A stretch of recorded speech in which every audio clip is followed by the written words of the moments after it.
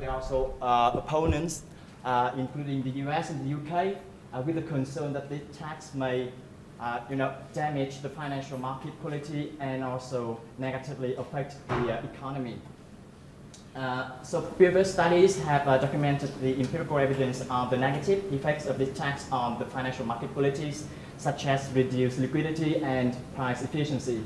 So in this paper, I try to attempt to provide empirical evidence on the impact of this tax on real investments by firms.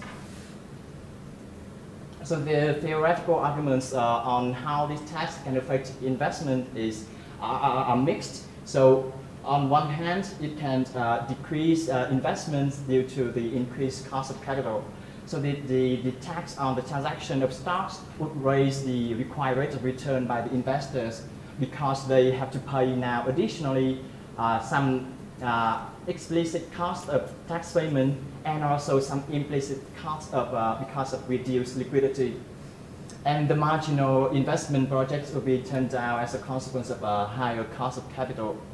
But on the other hand, the investment may increase through a relating short-termism. So the idea is that short-termism, the focus on short-term goals and profits, would cause the underinvestment.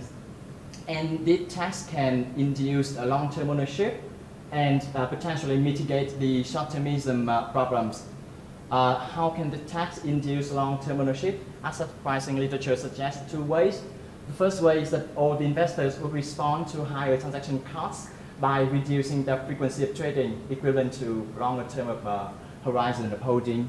And second, short-term investors are affected more by the tax, and they would sell some tax stocks to long-term investors. So that's the two ways in which this tax can induce long-term ownership.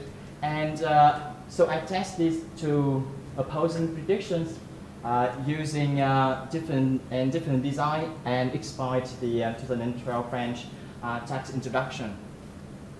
So at the end of every calendar year, French authority publishes a list of firms with capitalization above 1 billion euro. So in the first year of 2012, there were 109 firms, and the number of affected firms has increased in subsequent years as there were more firms with cap exceeding this 1 billion threshold.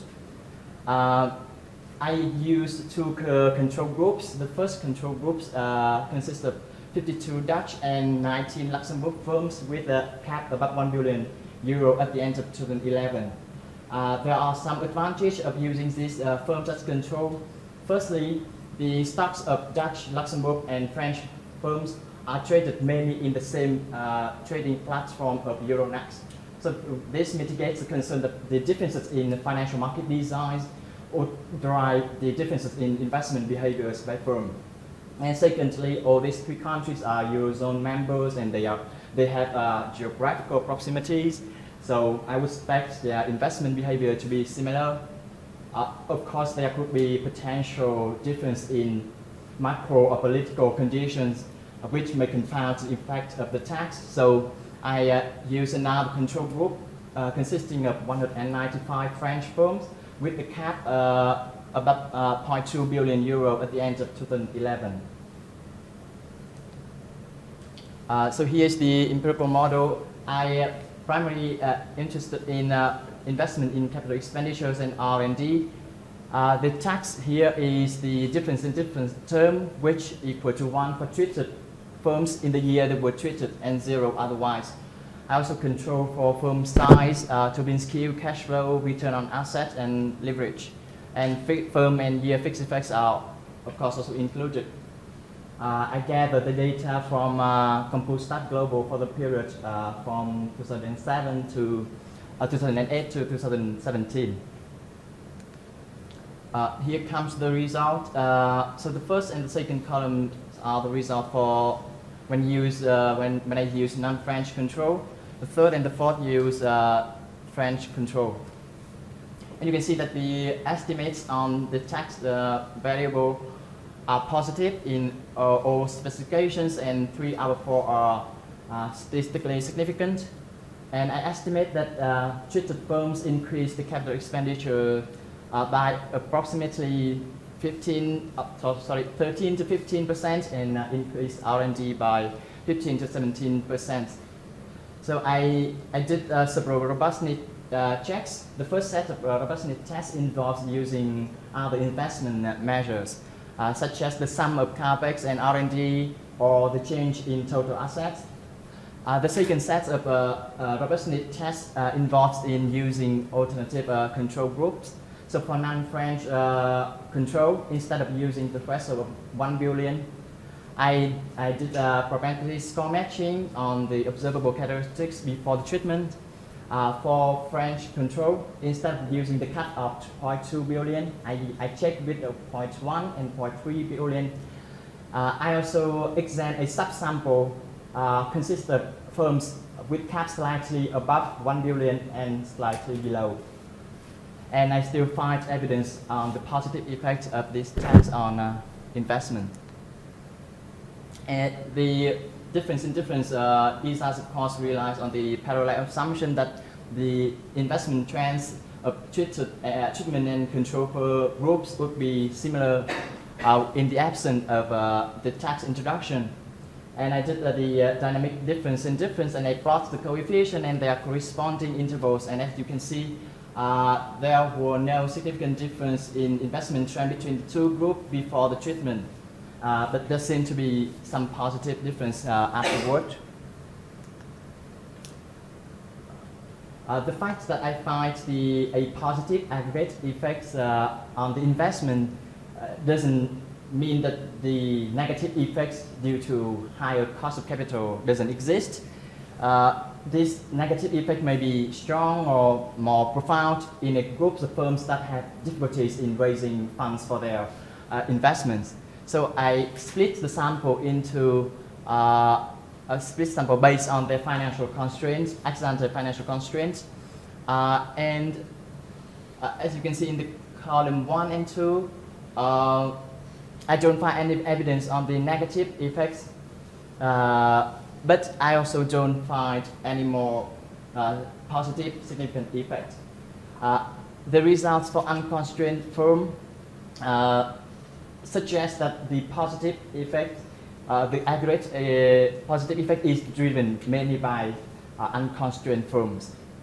And it might be the case, it seems to be the case that even firms with available fundings or easy access to financing, they still suffer from underinvestment problems due to short-termism. And as the tax can mitigate these short-termism problems, we observe an increased investment amongst those firms. The short-termism channel relies on the presumed premise that this tax can induce the long-term ownership, as I argued before. And I checked this assumption that whether this tax can indeed induce long-term ownership. I use fact-set ownership data to construct long-term ownership variable at firm quarter level. And I use this as dependent variable. And from column 1, you can see that indeed long-term ownership increased in treated firm after they were affected by the tax compared with the control firm. I also split the sample into SLP and non-SLP firms. Pretty simply, SLP firms have more liquid stocks ex ante. And I find that the effects seem to be stronger amongst these SLP firms, both in terms of economic and statistical magnitude. But for non-SLP firms, I find still positive estimates, but not statistically significant. These results are consistent with the implication from Amihud and Benison that says short-term investors are attracted to more liquid stocks, and as the tax can curb short-term investor away, we observe a strong and visible shift from short-term investors to long-term investors amongst those firms that have more liquid stocks, which is SLP firms. And the results are also consistent with the portfolio evidence from Collett and Hoffman. Next, I provide further evidence on this related short-termism channel. So this short-termism theories predicts that not only firms underinvest, in terms of level of investment, but also invest less sensitively to changes in growth opportunity. So if the tax affects investment through short-termism channel, I would expect that to observe not only the increase in investment level, but also an improvement in investment sensitivity. And that's what I find among SLP firms, which I've just shown that experience a significant increase in long-term ownership. I also try to investigate an alternative explanation of managerial empire buildings by looking at acquisition investments. And I find that treated firms were more likely to make acquisition with better performance. So this seems to be inconsistent with the alternative explanation that managers are building empire. Lastly, I looked at earnings management behavior, which goes hand in hand with the underinvestment problems under short-termism theories, but seem irrelevant to other theories of investment. And I also found that treated firms decrease earning management. So, but there's one point I would like to note that for non-SLP firms, I actually find that they invest less sensitively to changes in growth opportunities, which one possible explanation is that previous studies documented these firms suffered a lot from reduced liquidities and price efficiency, which might hinder information flow from financial market to corporate decision maker. And that's one potential way to explain the result or negative effect there. So to conclude, this paper contributes to the literatures on the costs and benefits of financial transaction tax. We do not find, or I do not find any evidence on the decreased investment, which arguably the most concerning cost of this tax. In fact, I find the evidence on the merit linked to the mitigated short-termism. But I would like also to note that this tax may hurt some firms in terms of investment quality. This paper is also linked to the literatures on short-termism and the impact of shareholder investment horizons. So that's the end of my presentation. Thank you for listening.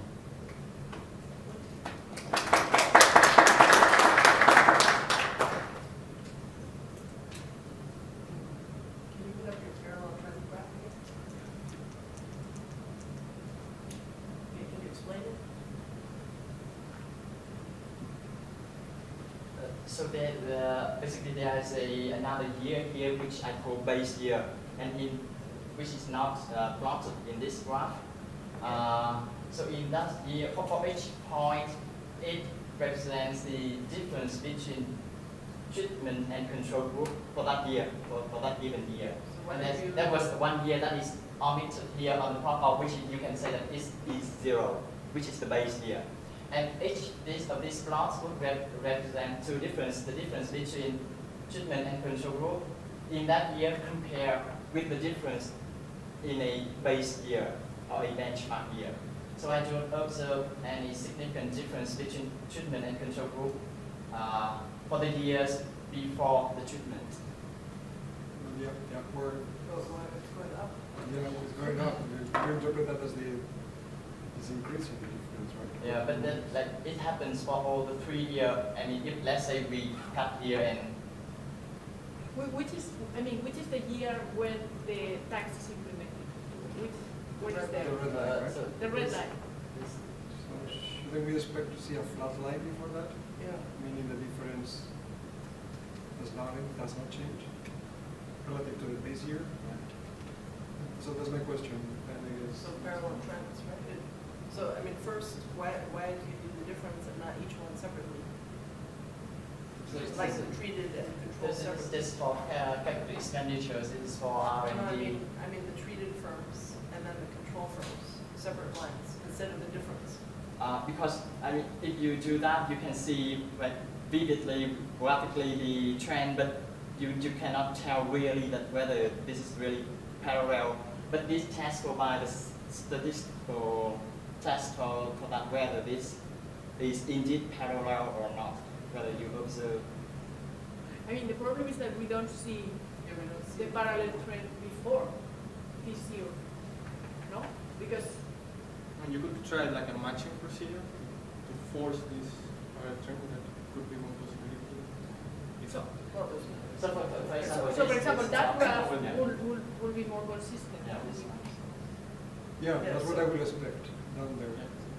But I think it's more standard just to, I mean, on top of this, which is a way to get some statistical power on some tests, you can, Yeah. but you know, just present, and I guess that's what we all are expecting, right? Yeah. To see just graphically, you know, to see the parallel trends and then to see some divergence after the shock. So, and then on top of that, we can present, but as, you know, this upward slope there, to me is more indicative. I understood it right relative to the base year, the difference is growing, which is gains that I would expect for a test of parallel trends. Yes. Sorry, related to that, how unexpected is the change was? So yes, it was unexpected. Like the French authority just discussed it at the beginning of 2012, and they implemented in August 2012. So it's not that they expected in previous years also. So, yeah. So if you don't mind, we're here to give advice, right? Yeah, so when you present a slide like that, you want to explain what's going on, Okay. right? So you want to wait to fast. This is like fundamental, right? So if you have a convincing graph, everyone will buy the paper. So you have to spend more time on that I see. when you present it. But yeah, you were going to say something? No, it would be also nice to see some evidence on increased liquidity for whether you know there is an impact in the liquidity, because the story is that short-term investors prefer more liquid stocks and then they leave these companies. So then it would be nice to see some evidence on what happened to the liquidity of these stocks, that you know there was some change in the spread or something, because that will build your story. Yeah, because otherwise you know it's suggestive that maybe it's bad. I see. And actually there is evidence on that liquidity Well, effect. yeah, maybe you didn't have time Yeah, to yeah, I say. didn't say that. Yeah. So if you don't mind, I have like a bunch of suggestions. Yeah. Okay, all right, so first, I think it's really important, so everything here revolves around the shock, right? But it's not, you know, it's not like a total surprise, right? So you need to, I think it's very important to give more institutional details, like explain, you know, what was the rationale for choosing over 1 billion? I mean, the problem here is that one suspects that the reason that they chose 1 billion is because these were the firms where the government could make the most money. And so you have, like, the treatment is not exogenous, right? And so you need to tell a more compelling story. Because, you know, how does the government make money?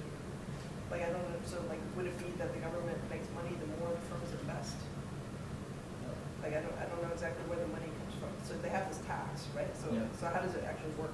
So government would have the revenue, tax revenue from the investors. Actually, the investors have to pay the tax when they make any transaction on stocks. Okay, so then, yeah, this liquidity thing Yeah. is important, right? So another thing which may seem weird, but it's back from 2012, right? Yeah. Yeah, so 2012 was basically when the French government implemented a board gender quota. Okay, so and it may seem like, well, why would that matter? Well, it could actually matter, because if these firms are changing their boards at the same time, then you know, you don't know if what's happening is a result of the tax or if there's some other shock, right? So, you know, so you want to tell the story that there's nothing else going on except for this. Right? So I mean, one of the nice thing I would say in this paper is that they also have kind of staggered affected firms, because in the subsequent years there are more firms enter into the affected list as their capitalization reach or exceeds above the threshold of 1 billion euro. Yeah, So it's not maybe- pure just before and after the 2012, but in subsequent year there's also variation. Are you making use of that variation right now? Sorry? Are you making use of that variation right now? What's that? Because I didn't just simply use post and before and whether treated in 2012 or not, but whether they are treated in every year. So, I mean, another concern is, do firms who are currently in the control group underinvest to avoid being classified as treated? Yeah. I mean, you know, so That's so that's why if you show this graph for the treated and the control firms, it would be better because then you can see what's happening to the control firms, right? Because it could be, it's not that the treated firms are investing more, it's that the control firms are investing less. And, I mean, of course, that doesn't hold for the Dutch firms, Yes, right? so that's why I use two different Yeah, control but groups still, to you mitigate know, a bit. You need to tell the Yeah. story, right? I wonder whether you agree. Well, and then I also had a comment about the title. I don't, what's the Robin Hood referring to? So there's actually a campaign in the UK, they call this tax as Robin Hood tax, because basically you are taxed on rich or wealthy investors and the government have revenue to service the public sector, so that's the campaign in the UK. Yeah. I see, okay. Well, you might want to ask people if they know what the Robin Hood refers to, because if they don't, then it's like not clear what the title, you know. You know that the Spanish government wants Yeah. to do the same thing. Yeah. Okay. So now, one interesting thing would be to see whether this had any consequence in listings into the market, because we have this debate on why do we have so few listings? Why is the number of companies in the stock markets shrinking? So it would be nice to see if this had any impact on the number of listings, because this affects big companies, but anyway, it reduces liquidity in the market. So that would be something else. Yeah, I was thinking because you have these exogenous ad hoc 2 billion, 1 billion. 1 billion, right? I don't know how many firms you're gonna have around that threshold. You can do some RDB. Yeah. Okay, I thought you thought about that, there right? were- So there what were is? not- There were not enough. There were let's not, say. okay. So the best I can do, as I explained, I examine the subsample in which I just include firms that have gap size slightly above and slightly below. And for that sample, I have around 40 firms. So I think that's not enough for do any discontinuity. And you're controlling for sector here, right? You have sector controls in the industry controls. So basically, I include Oh, firms. you got with sectors, okay. What do you do with the clustering? I cluster by firm. I have exactly the same conversation. What is going on around at FTT? It's very important. By default, if you're using the shop, you need to list the reader always that there's nothing else going on. And sure, it knows that there was a regulation in the course, and if that is the case, then you need to show that there's no change in the corporate governance burden of the firm around FTT. That would be, I think, you look at a lot of different things related to the firm, but one thing that I didn't see much work on is the corporate governance. Whether they're changing or not, because she puts board changes, government changes, and the investment policy changes.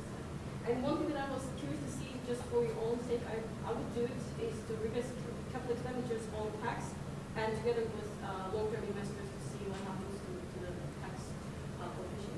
Could you specify a bit? Capital expenditures, your main Yeah. baseline model, regressed on tax, and also together with long-term investor, to see if the coefficient becomes insignificant on tax.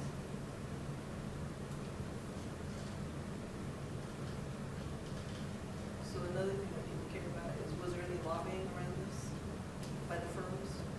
Like, the typical question is the law, endogenous because of lobbying, I guess it's at it's not the whether the firm lobbies. It's like at the European level, or G20 countries, they were discussing about whether implement this tax or not. And the French is the pilot program or pioneer in the European countries, and they want to pilot for France, and then later on they would like to implement it at European scale.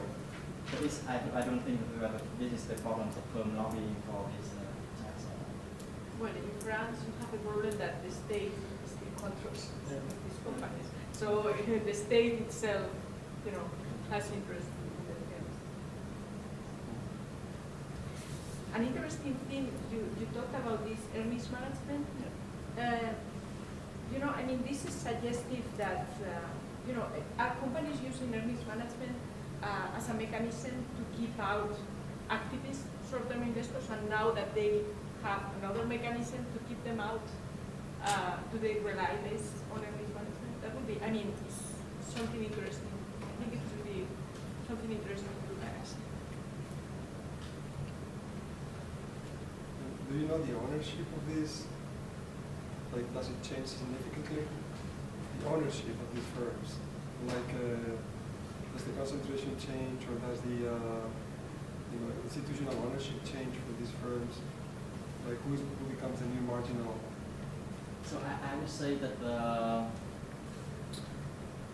short-term institutional and or retail investors would move away from the affected firms, and long-term institutionals would buy shares and hold in the market. That's actually evidence from the previous paper, Corrett and Hoffman in JF in 2017. But this is something you have not tested. It's something that you have not. But you have access So to I have ownership. the ownership data for institutions, like funds, basically. Yeah.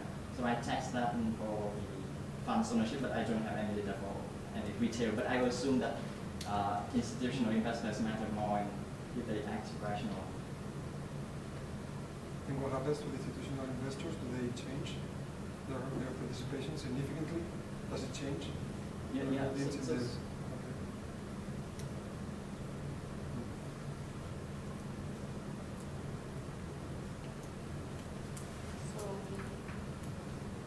any more questions, comments? Okay, thank you very much. So we move to the next speaker, Ramon.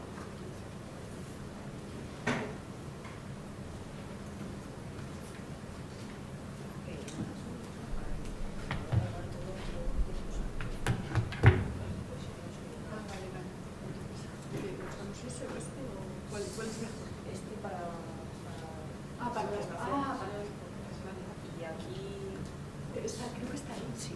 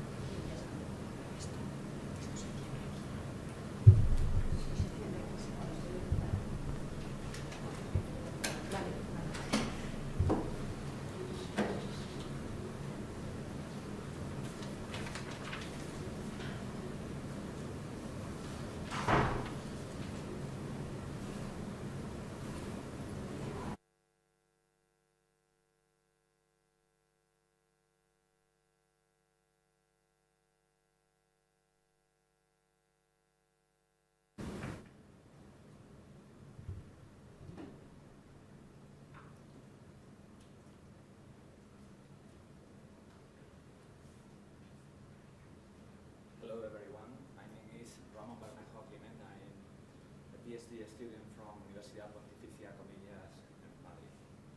I'm a professor of fundamental of corporate finance in Comillas too. Okay, this is a paper in a very preliminary phase.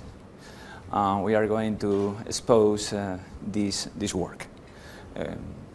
I'm a co-author with Isabel Figueroa Ferretti and Álvaro Santos too. Okay, we need to put in context this work. Perhaps this paper that I signaling is excellent reference to try to put in context this paper. Disclosure of social, environmental, and governance information is inherent to the implementation of a corporate social responsibility strategy. The level of quality, and this is critical, the level of quality in sustainability reports that are developed by the company may enhance its credibility. Because we are trying to show this work that if the company increase the level of disclosure of the company through environmental, social, and governance, the performance in the stock market is going to be better in terms of returns and reducing volatility. And we are trying to see this result, and we are going to this result later. In a very intuitive thought, we can think that this is the expected behavior. If you are more transparency, you expect a better result, a better performance in the financial market, in the stock market. So this paper refer the level of quality in sustainability reports may enhance his credibility. Our paper illustrates the positive impact of ESG, environmental, social, and governance disclosure in corporate equity performance. This data has been obtained, we are going to see later, from Bloomberg. The sample covers the 2005-2016 period and incorporates the 600 most capitalized European corporates. Previously, there are a lot of works in the US, but in Europe, we cannot find a lot of works in this context. A factor analysis demonstrates that ESG compliance scores became important in the allocation process. This is the agenda. Okay, the introduction. In 2005, in response to the growing interest in environmental, social, and governance principles, the United Nations started a project to introduce the principle of responsible investing, the UNPRI. Other institutions that promote socially sustainable investment are both.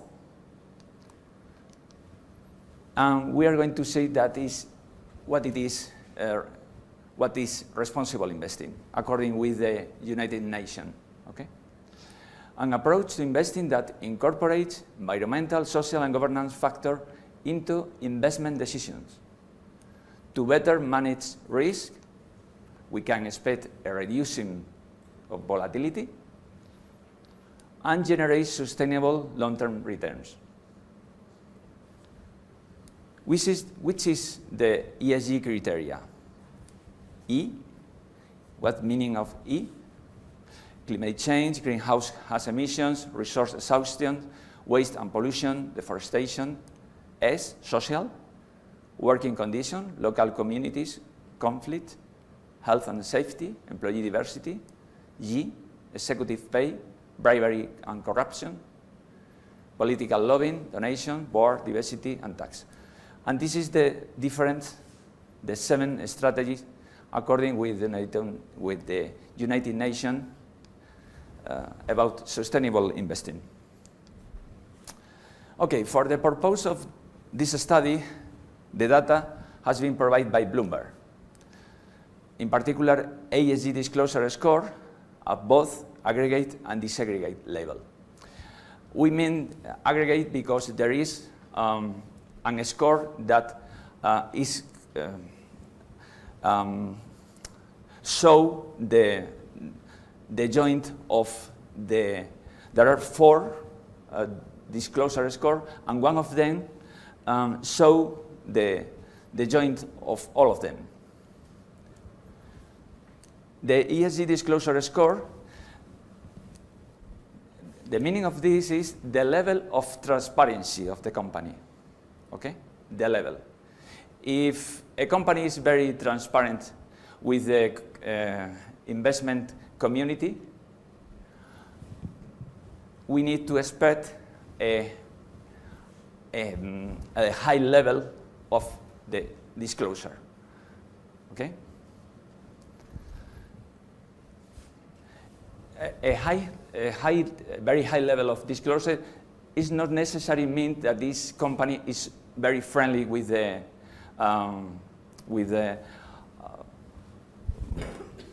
for example, with the pollution. Not necessary. It only mean the level of disclosure, the level of transparency. Okay. So the ESG disclosure score measures the amount and quality of information only. So the level of transparency provided by the database. How can obtain Bloomberg this information?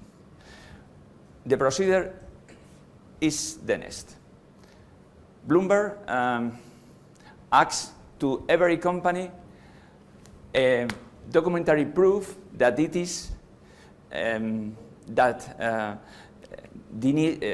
Bloomberg need a very conclusive proof that this is true, that the reality is true, okay? Because if the company don't give to Bloomberg this information, appears without any information in the information that that the information that Bloomberg showed to the investment community appears in a blank, okay, without any information. So this information is very accurate when the company gives to Bloomberg this information. So higher ESG disclosure are expected to lead to higher ESG scores. This data set allows to quantify effects of ESG investment using two approaches. We are going to use two approaches. First, analyze effect of ESG disclosure on performance. We are using this paper long-short strategies, and analyze the contribution of each of the ESG chosen factor to the change in return premiums. Using a panel data approach, ESG disclosure factors are added to active portfolio management structures based on size, value, profitability, and momentum factors. So Bloomberg creates the scores. Where do the scores come from? Bloomberg. The scores. The score is by Bloomberg, only by Bloomberg. Bloomberg, the location in the terminal Bloomberg of this information is located at the same level of fundamentals of the company, of the rest of the fundamentals. For Bloomberg, in the brochure of when saw the capacity of Bloomberg to give this kind of information, they are very proud to give this information to the investment community, and they give the same importance to ESG disclosure that for example, the balance sheet and the income statement, and is located next to the fundamentals. There is a tool with the terminal, is the spreadsheet builder, is the Excel of Bloomberg, and appears next to fundamentals, where you are working with the data. And the level of granularity of this is not only reduced to these four scores. For every score, thank you very much. For every score, there are a lot of fields. For example, in the social score, there are more, I'm trying to remember, but 212 fields of level of granularity.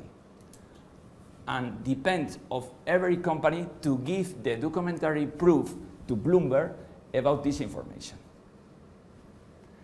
Every company is free to give or not, but if you can think that if you are more transparent, you are more, you have a better reputation, you do not have any kind of thing to hide, okay? This is the, okay, different surveys carried out in 2016 found that, a large, according with the literature review, a large majority of respondents are signatories of the UNPRI, United Nations, I said previously, and many asset managers use ESG issues in decision-making process. ESG criteria reduce risk, but not generate value in terms of abnormal returns, according with the literature. Other studies, empirical studies, focus on US market, not in our studies in European market, not in the US market, and looking at different time frames, this is the authors, find consistent evidence that consideration of ESG criteria renders positive portfolio performance difference, according with these authors, with different time frames, as you see. Okay, this study used data on end of year balance sheet and income statement too. Next to the ESG data provided by Bloomberg, we are using additionally data for profitability, size, momentum, and value from FactSet. Why FactSet? Because we spend a lot of time to try to locate a very good database. And finally, because for the rest of the fields, for example, value, we detect for historical data some mistake in Bloomberg. Finally, we found a very good database. You have information in FactSet, a very accurate, a very safe information about the income statement and the balance sheet in FactSet. Very accurate. Okay. The data set is measured in US dollar. Okay. Size, this is the market cap. Profitability is the ability of the company to generate profit. Okay. This is profitability. And there are these metrics: gross profit to asset, return on capital detail, that it is including intangible assets, ESG disclosure score. This is the this disclosure score that provide Bloomberg. 4, okay? And for every field, you can find a lot of fields, okay? But we are only, in this paper, we are only using the general, this is the general, and specific, okay? Profitability, okay? Value, if company is cheap or expensive, book to market, price earning ratio, enterprise value over EBIT, enterprise value over EBITDA, and momentum. This is provided by FactSet 2. Okay, fine. Okay, the preliminary section consists of considering long-short portfolio. Okay, the 600 stocks are divided yearly into 4 different portfolios according to size, profitability, and momentum. The 4 different portfolios are created per variable with this amount of percentiles used as threshold. Okay. Okay. Site value, profitability, and momentum variables are standardized using a benchmark approach. Variable standardization follows two approaches. First, for each company set a score corresponding to each factor metric is generated. This is the observation minus the mean standard deviation, divided by standard deviation. Standardized ESG disclosure measure in the portfolio is measured with this formula. Regression are then estimated to analyze the impact of ESG disclosure score on excess return on volatility. This is the formula of the regressions. The first is for excess return, and the second is for returns on volatility. And G is this one. This is the score of Bloomberg. Impact, okay. We are going to this one. Governance disclosure compliance renders a return of 217 basis points above that the safe investment, the free risk investment. This one. And this is the table when you can see the beta coefficient for every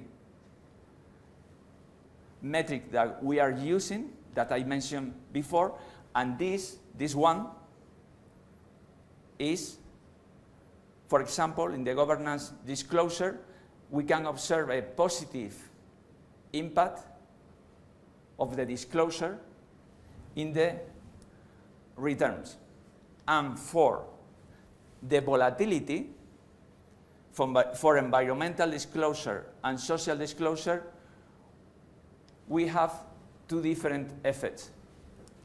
A negative for the volatility for the environmental disclosure and positive for the social disclosure. So, conclusions, this is the last slide. This paper contributes to existing literature on different ways. We formally propose ESG disclosure scores are relevant factor in the active portfolio management process.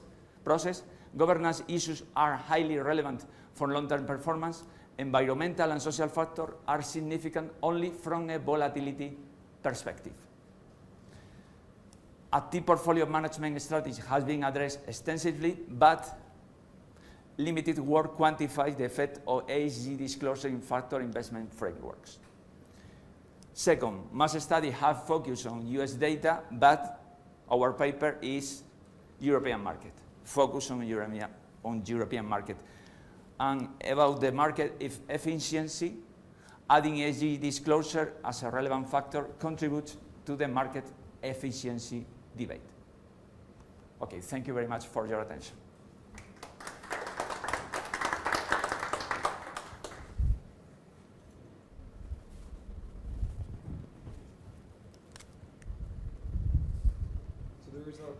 Is there a point in time when companies must voluntarily disclose this information? You have, why did you choose this period of time for your sample? The sample is 2005 to 2016. Why we started the data from 2005? Because previously there is not available information in Bloomberg. For the rest of the factors, size, value, profitability, and momentum, in FactSet there are information, a very accurate information since 1999. Since 1999. Okay? No, my main concern is identification, right? Like, you don't have any clear strategy to identify that transparency in these factories leading to superior performance. So, as I understand, there is some correlations. Okay, so that's why there are studies. I remember recently in a conference on ESG on how Morningstar made public some years ago that they started rating companies, not companies, but funds on ESG factors. Okay. And And then you can see before and after, okay, how that affected flow, for instance. That was the dependent variable. In your case, the dependent variable is performance, but you don't have any identification strategy that tells pins down causality. So from this fact, from this transparency, we actually identify, we can identify that having this transparency or higher ranking is actually leading to higher performance. You don't have a treatment or control, you don't have any cutoff point either, as I understand, right? So that's my main, that only you have correlations. Is that right? Is my interpretation right? Yes.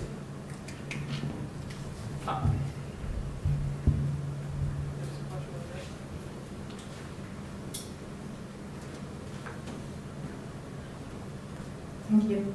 Actually, I have a very similar question. So how do you deal with a selection problem? Because you said the companies, it's up to them to report, right? And if the company is performing better, it has the means to invest and to do better, maybe in governance issues, and then they can report it, right? So I guess it's the very same question. Okay, in the paper we are trying to, with this work, we are trying to identify if the level of transparency of the companies try to increase. We are trying to find this in this work, a better performance. In better performance in terms of abnormal returns, I mean. A better performance in terms of return, increasing the price, capital gains. We are trying to find capital gains as a consequence of a higher level of transparency that you can think in a very intuitive manner that it is a good thing for the company, and increase the confidence in the company from the investor community. This is the thing that we are trying to find. Other thing is, according with this sentence, better manage risk and generate sustainable long-term returns. We are trying to find a better returns as a consequence of a high level of transparency, and we find in Bloomberg additionally I need to say that you can find in Thomson Reuters 2 years previous 2003 in Thomson Reuters in the Aecon terminal, but only there are 2 years of difference. So there is not a very difference. But in the case of Bloomberg, we are very safe that this information is true because Bloomberg is very careful with these kind of things. So actually, I don't think it's intuitive at all. Sorry? I don't think it's intuitive at all that more ESG disclosure should lead to higher returns. So I think you actually need a bit of a theory. A better? You need a little bit of theory. Okay. Okay, so and also I don't understand how you can reduce volatility and have higher returns. I mean, shouldn't higher returns be the reward for having higher risk? It seems a bit counterintuitive. This is a sentence of the AMPRI from the United Nations. Yeah, but just because the United Nations, I mean, I don't know, United Nations doesn't seem to understand finance, right? Okay, I mean, okay. Yes. So, I mean, just because the United Nations says it doesn't make it right? So, and also this whole idea that ESG increases performance, I think one really needs a better theory, right? So, yeah, it's not obvious to me at all. But on the second point, so a lot of people are writing about ESG nowadays. And they use scores, so I think it's very important to understand exactly how Bloomberg calculates these scores, because a lot of ESG scores are calculated relative to other firms in the industry. And as soon as it's relative to other firms in the industry, you can't interpret anything because it's all about relative position in the industry. And so, understanding how Bloomberg calculates it, I think, is very important. So it'd be good if you could provide more information. Okay, thank you.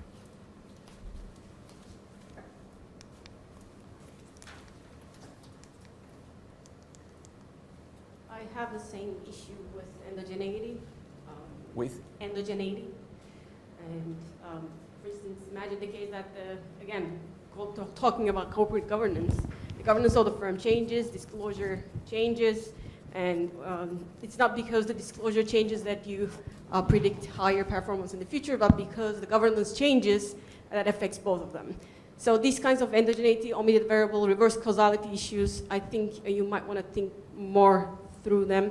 And one of the tables that you didn't present is the correlation table, where you have, or did I miss it?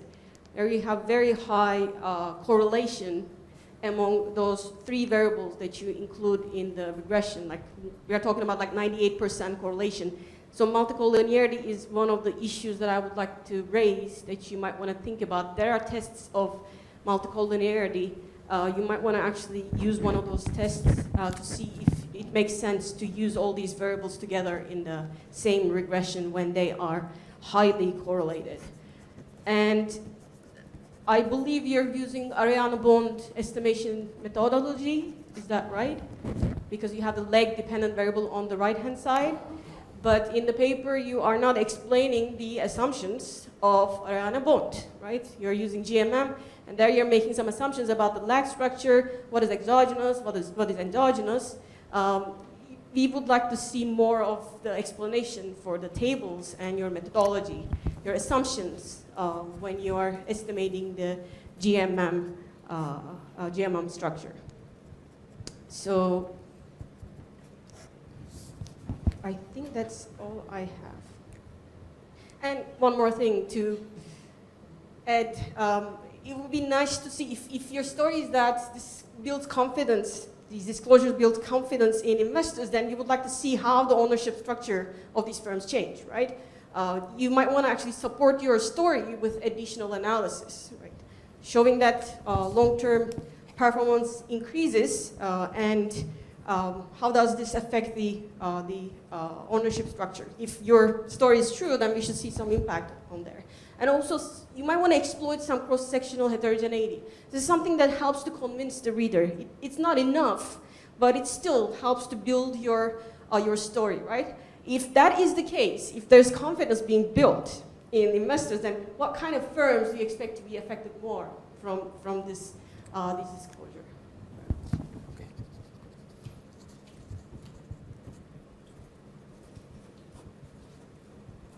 So I have a question myself.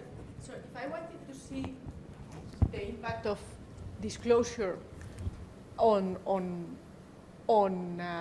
the impact of disclosure of social responsibility, what I will look at is the decision of Bloomberg to start publishing this, because then what I want to do is look at companies that were doing the same thing before Bloomberg starts publishing this and afterwards, and see that the fact that this is in Bloomberg, which is something that is very easy to access for any investor, and in particular is important for institutional investors, because institutional investors have a fiduciary duty, so they have to say, okay, I did this because this was based on these scores or whatever.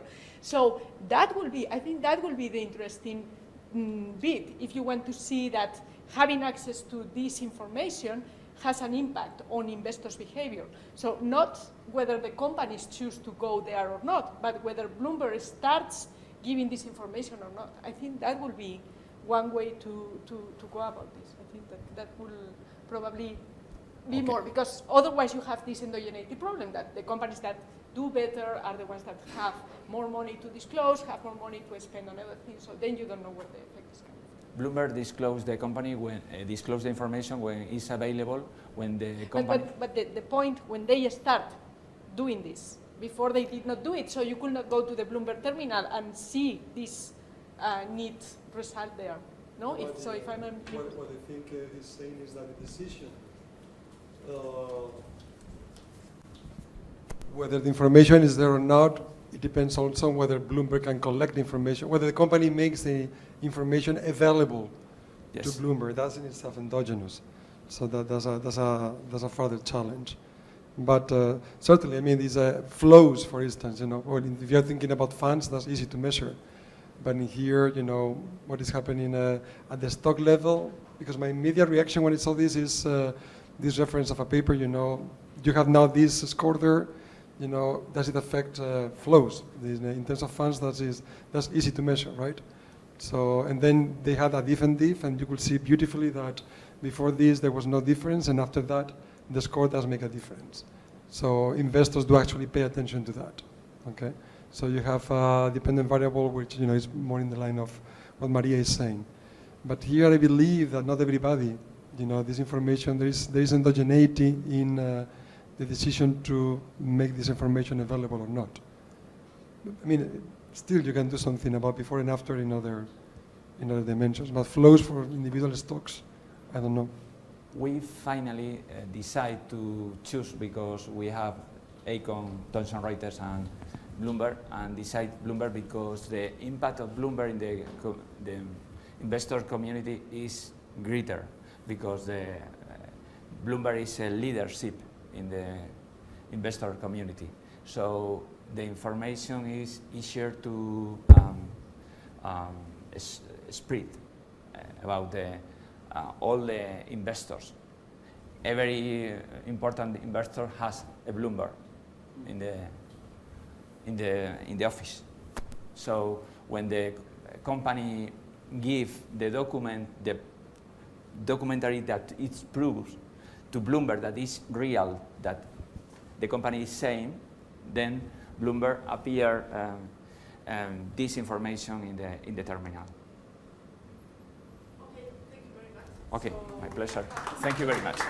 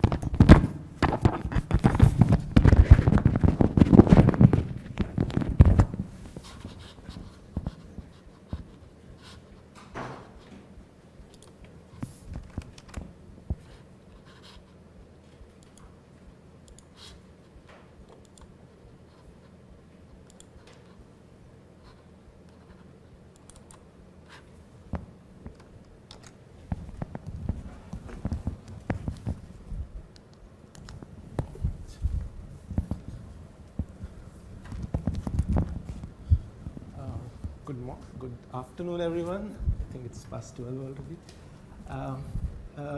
It's a pleasure to present this paper to all of you. Some of you have already been exposed to this paper.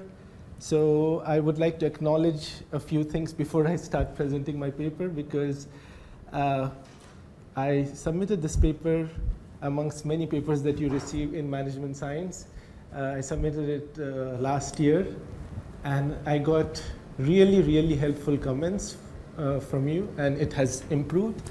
And I would like to acknowledge right now, so that in case I miss it during the presentation, that it is currently revised and resubmitted in Journal of Corporate Finance.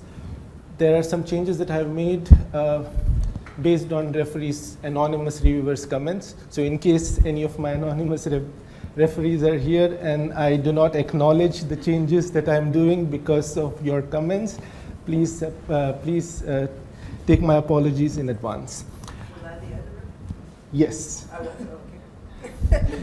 Yes, and in fact, the identification strategy that I ended up using is based on your main comments that you had. So it was very helpful. So I shouldn't criticize that. So you are there in my acknowledgement precisely because of that in the paper.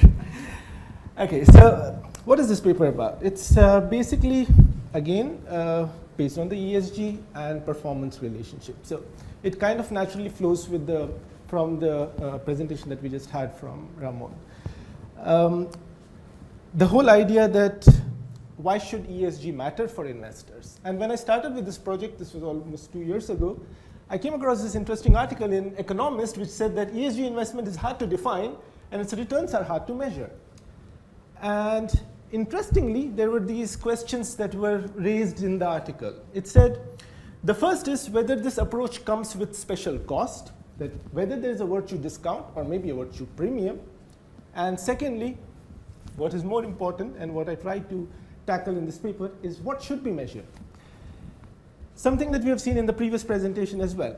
Environmental social governance characteristics are such diverse in terms of the kind of topics that they cover, right from the pollution control, climate change, to gender diversity, to, there are so many issues that are being covered there.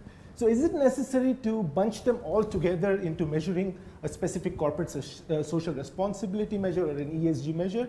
And should all these characteristics regarding which the data is measured? For example, you were talking about almost 212 indicators for one specific category, So does it make sense to reveal all this information, and does it have any, let's say, benefits from the point of view of investors or not? So this is the question that I'm trying to tackle in this particular paper.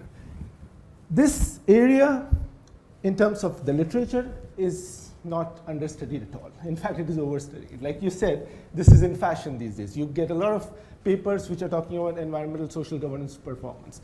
In fact, again, I don't need to elaborate this. You represented it very well in your presentation, Ramon, that there have been a lot of papers which have told that ESG performance relationship exists. Right?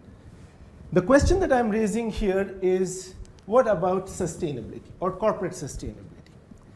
And in this case, I'm defining corporate sustainability as ability to basically meet or to focus on triple bottom line objective. What do I mean by triple bottom line? I'm talking about the 3 Ps. Profit, in this case, in this definition, you will see it in terms of shareholder wealth maximization, and people, which is in terms of society at large, as well as people, profit, and planet, which is in terms of environment as such. So if we bring this corporate sustainability angle into picture, this is the whole main idea that I'm trying to sell in this particular paper, which is if sustainability comes into picture, and if corporate sustainability is measured as a subcomponent of CSR, based on specific ESG characteristics which matter for the triple bottom line objective, which should ideally lead to better survivalship of the firms or better, let's say, survival rates for the firm. Is it true that only sustainability will have corporate influence or corporate financial performance? And in fact, the remaining bunch of these data that we are collecting actually do not have any effect on financial performance? In fact, what I find is this is true. And this relationship is quite monotonic in terms of both accounting-based performance measures as well as stock returns. In this case, I'm going to use similar long-short strategies and find abnormal returns based on corporate sustainability, identified as a subcomponent of this broad ESG measure. Right. So many institutional investors use ESG screens, and in literature, in the last 15 years, there have been so many papers which have really studied ESG. What is very interesting is that using the same ESG data, in fact, I'm using MSCI ESG or KLD data set, various researchers have spoken about ESG as different concepts. Like, for example, stakeholder welfare, stakeholder relation index. There was recent papers, like a couple of papers in JF which talk about ESG, like referring it to as social capital, and then sometimes, and most commonly, it is referred to as CSR, CSP, or corporate social responsibility, corporate social performance. Since most of the papers use CSR as the idea or as a concept which represents ESG, I'm going to, just for the purpose of representation, I'm going to talk about collective ESG as CSR. But the question that I raised initially, is it necessary or is it really important that all of these bunch of ESG characteristics that are measured or are disclosed or are collected actually have an impact on the valuation of the firm, or does it benefit the investors on the other side? There is this paper by Fatemi et al., I think it is Journal of Banking and Finance, where they show that all ESG characteristics need not equally or in the same fashion influence valuation. Right? So driven by this theoretical paper, they develop a theoretical model and show that specific ESG characteristics which can affect firm in terms of their survival, they should have, only those should have an influence on valuation.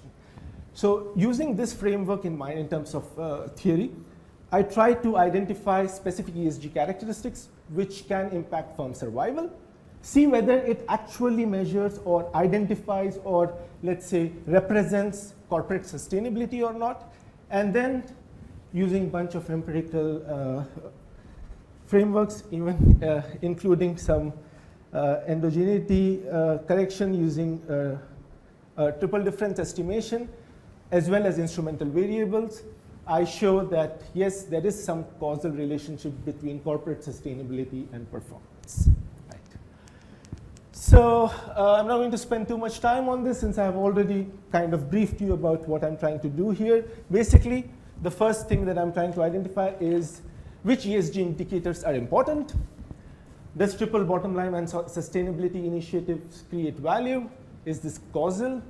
Because it is important to tackle endogeneity concerns. And of course, whether it makes sense to look at sustainability from investors' point of view. So what do? I look at 25 years ESG data or KLD data set. I identify the first stage, which I'm going to discuss and explain in the next slide, would be focused, first empirical phase will be focused on this, which is the key contribution of this paper, to identify corporate sustainability itself, and the bunch of other characteristics which are not covered under corporate sustainability will be bunched together into a remnant score or CSP score. The idea is to show that only this part, the sustainability part, has a specific valuation benefit, and the remaining indicators do not have any valuation impact, which is what I found. So the rest of the paper after the identification is basically using all possible specification from OLS to firm fixed effects to dynamic OLS, which have been used in the previous literature, to show that across all these estimations, sustainability factor is more important than the broad ESG. And then, of course, to establish causality, which was one of the major reasons why I had to revise it before resubmitting it to another journal, and also to evaluate whether it makes or it has potential benefit for investors. Right, so how do I identify the corporate sustainability indicators as such? So let me just pass me the water. So how do I identify the corporate sustainability indicators? These are the 3 steps. Again, disclaimer. The initial paper had only the stages 2 and 3. There is an issue with this in terms of conceptual relevance. Let me first explain what each of these stages are and how the first step actually tries to tackle issues with the steps 2 and 3 in identification. So the first step is basically empirical identification. I look at all these 140 approximately different ESG issues that are covered by MSCI and see which one of these 140 actually impact firm distress or survival. I'm using 2 proxies for firm survival or distress, Altman Z as well as distance to default. Mertens is distance to default. Results are quite consistent. Most of the ones that are identified using distance to default are similar to the ones that I identify using Altman Z, but the problem with distance to default is it cannot be computed for all the firms in my sample. That's why main analysis will look at Altman Z. Once I've identified these indicators, there are around 51 out of 140 indicators which have an effect on firm survival. The question is, okay, so this matters to the survival of the firm, but do they actually represent corporate sustainability? For this, what I do is I use a secondary conceptual identification. So I use this specific paper from Rahdari and Rostami in a sustainability literature and Journal of Cleaner Production, where they identify 30 main constructs for corporate sustainability from almost 1,400 different ESG indicators. The idea is to see which of these 140 indicators of MSCI actually fit into the constructs that they have identified. Not only that, but also how does United Nations actually, let's say, define and conceptualize corporate sustainability.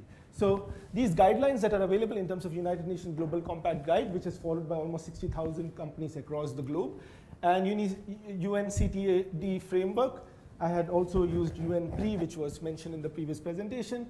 The idea is to see whether collectively what has been, let's say, popularly identified as the indicators of corporate sustainability are the ones which I have identified in the first stage or not. And what I find is that more than 80% of the indicators actually fit into the corporate sustainability concept, which is popularly identified. Then, of course, I look at the popularity of sustainability versus non-sustainability indicators and using Google search data. And based on a referee's idea, anonymous referee's idea, I also look at a random pseudo-sustainability score, which is basically looking at a randomly picked, just for the sake of replicability, I'll just explain the random picking. It's every second or every third strength and every second concern combined together. So basically, it's just picking up randomly without actually bringing sustainability into picture. And to see whether if a randomly picked measure can actually give the same results or not. Well, of course, it does not. Otherwise, this paper wouldn't be there. So, bunch of different estimations. I'll explain the identification a little bit later. I might not have time to go through it, but maybe if any of you have questions, then I'll explain it better. My initial submission had a lot of instrumental variables, not at all strong. That's why I used triple difference. Instrumental variables, I kept it as it is, but thankfully an anonymous referee referred me to using political affiliation-based IVs, and they worked very well as well. And then I run portfolio-based estimations, just to see whether investors can benefit. Okay, so how is this empirical identification for sustainability done? I'll try to quickly take you through it since I'm having only 5 or 6 minutes left. This is a basic structure that I'm trying to impose on specific ESG characteristics. First of all, the basic assumption here is that the survival of the firm is dependent specifically on sustainability. This is the main assumption. Why is this important?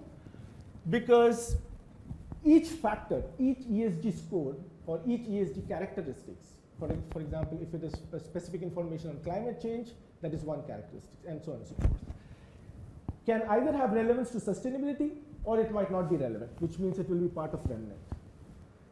The problem is to separate these two coefficients, right? And it's very difficult to separate them without really putting a specific structure or without putting a specific condition on this specific factor structure. For example, I could have merely done a PCA, or principal component analysis. The problem is, how do I know that the first or second component that is identified is actually sustainability or not, right? Because it just looks at correlation. And one major issue with PCA to be used on ESG data is that not all ESG information, 140 characteristics that I'm talking about, is collected every year, right? So how do I compute the correlations when there is a lot of missing data across the years, right? And that's why this factor, imposing the structure, helps. The idea for imposing this structure came from a paper by Huang et al. In RFS in 2016, where they're trying to measure investor sentiment aligned using the relationship of investor sentiment to returns. So I employ a similar methodology, which is the 3-pass regression filter of Kelly and Pruitt, and then try to identify which of the factors, that is 140 factors, are relevant to sustainability and which of them are not. Let me see if I can explain it to you in terms of how it, let's say, conceptually works. If you see the expected survival measure here, it is only relevant to sustainability. The factor structure itself has two components, sustainability and remnant CSP, right? So imagine these two equations being made or being equated in terms of imposing a specific sustainable or being substituted for in this case in terms of sustainability being instrumented using survival, right? What will it do? It will basically identify that part of this factor structure which basically is relevant only to sustainability. In simple terms, what I'm trying to do here is partial least square, right? To identify only this component by using this as an instrument. And this is done using Kelly and Pruitt method of 3-pass regression filter. I only use the first 2 passes. Basically, cross-sectional regression of each specific indicators, and then use the specific coefficients in a time series regression. And then see whether the specific coefficient that is identified actually has any significant difference from, let's say, 0 or not. So if it is statistically significant, it means it is relevant to sustainability. If it is not, it is not. Right. I identify 51 indicators using this specific identification that I just explained to you. But do they actually, or these indicators, do they actually converge toward corporate sustainability or not? Right? Here's an example of UNGC guide, right, where it is defining sustainability, right? So it's talking about responsibilities to people, planet, and long-term success. Basically, the 3 Ps which I'm trying to measure, right? And there are specific set of indicators that are given. So what I see is which of these 140 indicators fit into these criteria, and then see whether what I have identified empirically actually identifies with corporate sustainability or not.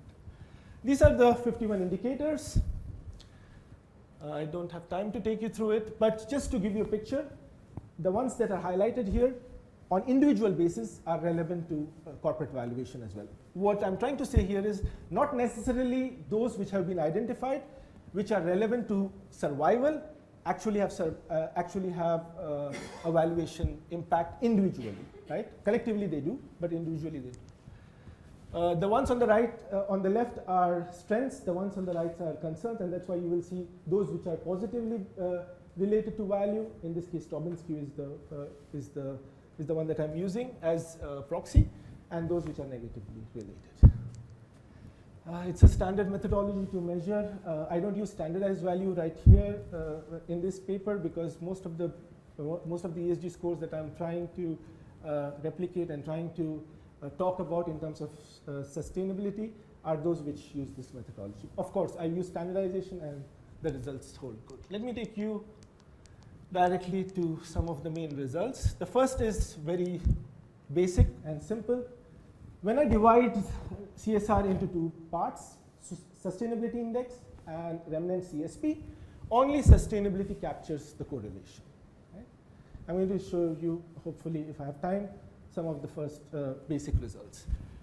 Also, in terms of causal estimation, it works. Changes in sustainability index tends to show changes in Tobin skew.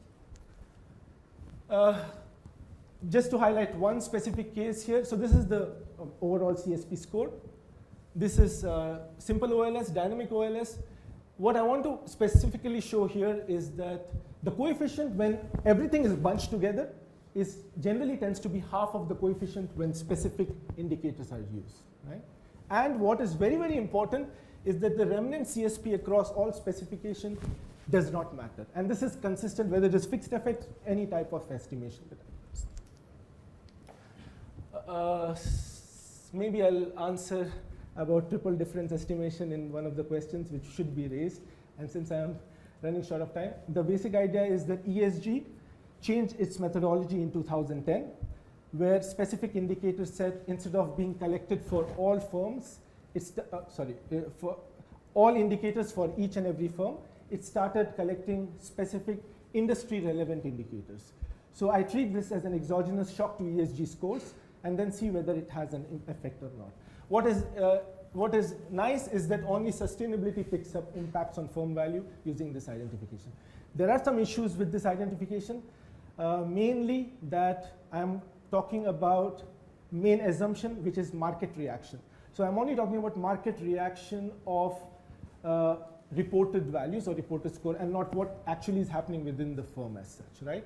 To tackle that, I use instrumental variables, and it works fine. Let me take you through the last part of the presentation, which is in terms of portfolios as well. What I see is, let me take you directly to the main result, is that high sustainability always outperforms low sustainability. And you will see that it is a monotonic relationship. So from low to high, it increases consistently in terms of portfolios. Quickly to conclude, since I have run short of time, this is the first paper to really look at selective. Of course, there has been industry selection, which has been shown, but not pan-industry selection. And what I find is that sustainability matters. What I find is that sustainability has a causal relationship with firm values, and it can benefit investors. So essentially, corporate sustainability matters for firm values. Thank you.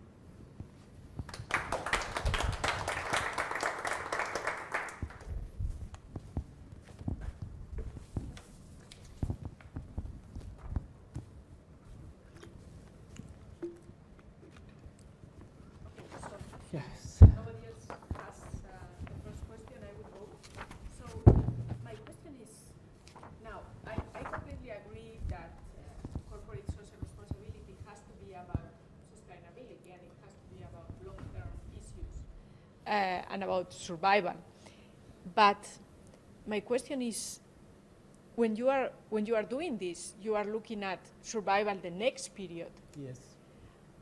I find it difficult to believe that, you know, a company that is in such a, you know, I mean, companies that are not going to survive the next period are companies that are already in very, very bad situation.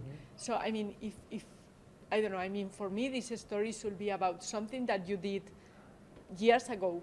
Does it have an impact when, you know, there is really a threat because, I don't know, something happens in the industry or whatever. So, I mean, talking about survival 1 year ahead for companies, I think it's a little difficult for me to see this. I don't know if this will convince you or not, but in terms of survival itself, although I call it survival, which might be which is why it drew confusion, I'm specifically looking at whether the firm is distressed or not. So I do believe that specific years corporate social responsibility or sustainability performance or initiatives will have an effect on the distress on the firm. I have a panel paper where I'm focusing on this particular relationship, and it shows that there is a relationship. The idea is fairly simple, that if there are specific, let's say, activities being carried out within the firm, then the managers are trying to, let's say, balance between stakeholders, all other stakeholders, the debt holders, usually related to whom the financial distress measures are focused on, and shareholders. Right? So if they're paying more attention towards stakeholders, then of course the interest of the debt holders as well as shareholders are going to be influenced. And this is the idea that this is the concept that I'm trying to tackle in this case. So maybe I should not call it survival, or I don't know, but I tried to, it's basically the distress that I'm Okay. Any other questions? Okay, so I've got to ask my same question. So the KLD data, is it relative to industry or not? It's the strengths, it's not relative. I don't know until in terms of the period that I have studied.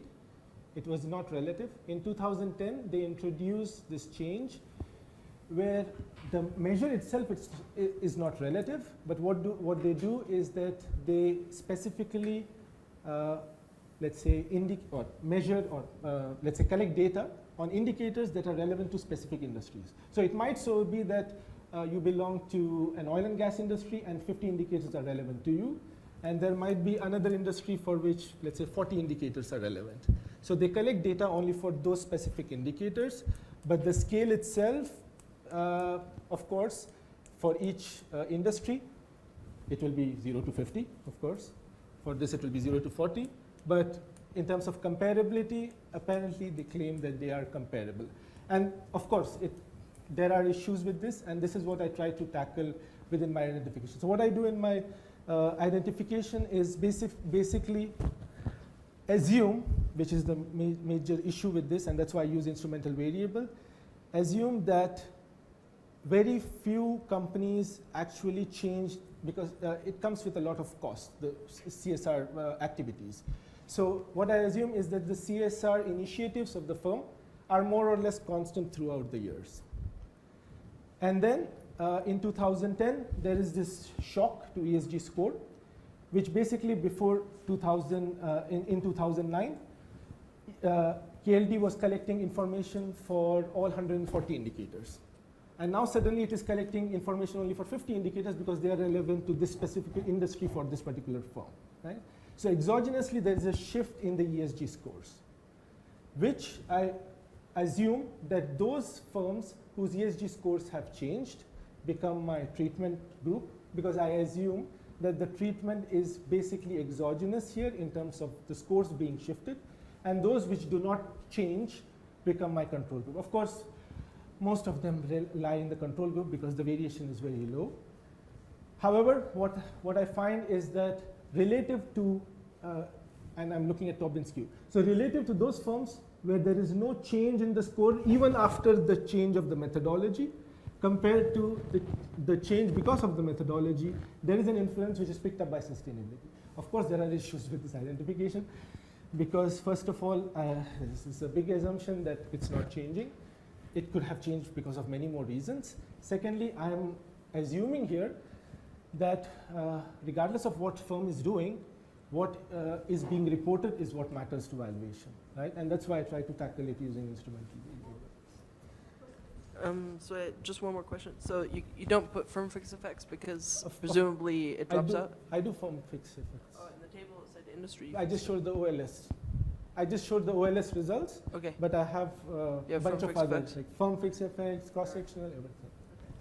And even for triple difference estimation, it uses firm fixed effects. Okay, I'm assuming everybody wants to go for lunch, so we will have more comments over lunch. Lunch is in the same place, yes? And I'm going to ask the security guy to close the door, so you can leave your valuables.